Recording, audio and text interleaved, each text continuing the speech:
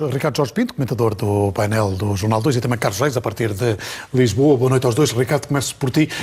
Estamos perante uma não questão ou o problema foi-se resolvendo ao longo do dia com uma intervenção direta do Primeiro-Ministro? Se calhar as duas coisas, isto é, na verdade é uma matéria que não precisava ter acontecido. É daquelas questões que muitas vezes se resolve nos bastidores e nunca chegam a ter um palco. Porquê é que ele tem um palco? Essa é uma boa questão. Agora, a verdade é que ao longo do dia fomos vendo que esta peça se desenrolou ao ponto de, neste momento, Rui Moreira ter criado uma escapatória para o problema que o Partido Socialista criou a si próprio.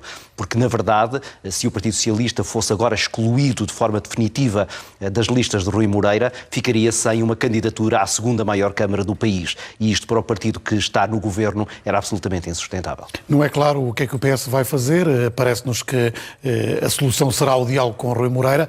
O PS tem margem para, se não conseguir um entendimento com Rui Moreira, não apresentar uma candidatura à Câmara do Porto? Parece muito difícil.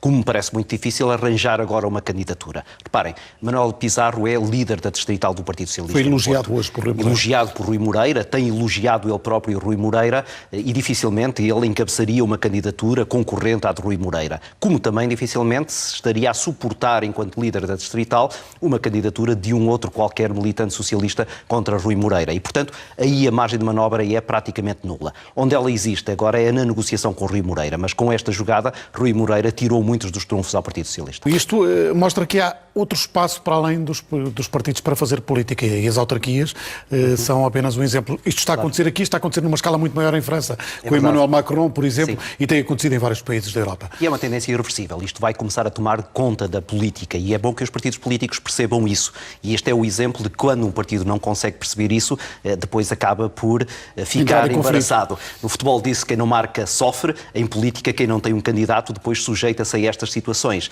E os partidos, em algumas situações, começam a não ter capacidade de ser alternativas a candidaturas independentes, que é, neste momento, o caso de que envolve Rui Moreira. E pode até acontecer o Partido Socialista acabar por dar um apoio, quase que um apoio presidencial, em que não há nenhuma intromissão nem no programa eleitoral, nem na lista de candidatos. Penso que é isso que exatamente Rui Moreira quer, que o Partido Socialista sirva apenas de apoiante, como, por exemplo, o Partido Socialista, ou o PSD, ou de qualquer outro partido, apoia um candidato presidencial. Para quem se diz que também tem ambições presidenciais, isto pode ser um bom tubo de ensaio. E é neste cenário que Rui Moreira quer ter a equipa dele, mas claro, depois pode não ter a equipa dele.